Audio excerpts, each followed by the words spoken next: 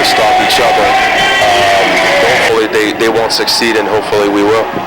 How about stick-to-itiveness and last night falling behind and not having a great first period shot-wise and otherwise, and then just turning it around after that? I think the level of believability, if that's a word, is really high in this locker room right now. I think the boys want to play for each other. I think there's a lot of confidence in each other. And although we get down like any other teams will at times, I think at the end of the day there's a whole lot of confidence that we have the ability to win a lot of hockey games. And it's been fueled since the break, since we had that rest and be able to regroup. And we're seeing the fruit of those efforts now paying off. I would think hockey fans and insiders all over the country, all over the world, are accustomed to looking at scores, 2-1, 3-2. I mean, imagine what they're thinking, looking at what's just happened this week with you guys in BC. It's definitely throwback hockey where it's run and gun. Anything can happen on any given rush. There's some good skilled players on both teams, and even though we don't want to get in that type of shootout with a team like Boston College, we certainly can recognize how entertaining it must be for the fans to watch this. But like I said earlier, hopefully we'll be able to stop them tonight and continue the offensive prowess that we've been showing. All right, next question is simple. How are you going to do it?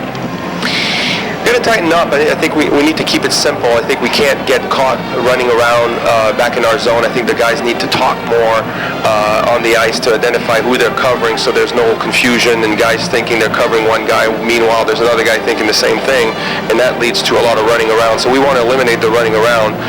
Obviously, the 2 PK goals yesterday hurt. So obviously the turnovers while we're on the power play. It's such a incredible offense they have on the other side, and their ability to take a puck from anywhere on the ice and make it an unmanned rush is frightening. So we have to be careful with the puck, minimize the turnover, and just stick to the plan. Your power play is coming around. You scored 4 goals against what has been the top penalty kill unit.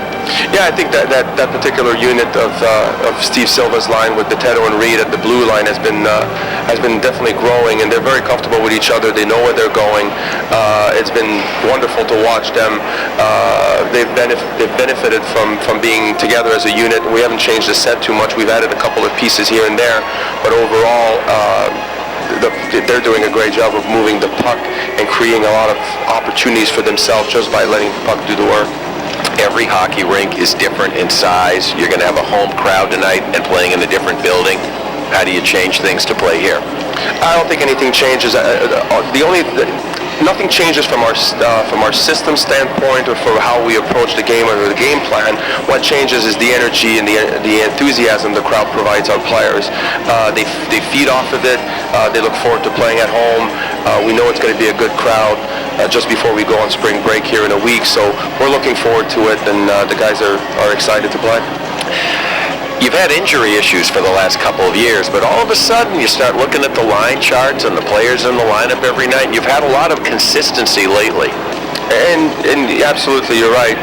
We're still missing a few older players that we wish we could have available, but with that said, like you're saying, the consistency is definitely a big plus for us, and I'm sure not a main reason why we've had this success is guys are getting more comfortable. And although we've tweaked the lines a little bit here and there, guys are getting into a rhythm right now. It's late in the season, and that's what you want to see is guys getting more comfortable, more confident in one another. And regardless of what we change, guys are able to apply the system with one another and succeed.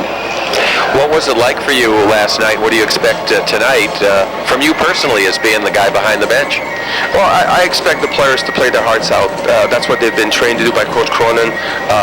That's how they've been prepared by Coach Cronin, and I expect they will just play the same way they would if Greg was here. I just expect a good, fast game. Hopefully we won't take too many penalties so we can just roll the lines and let the energy from the crowd feed our systems and feed our offense.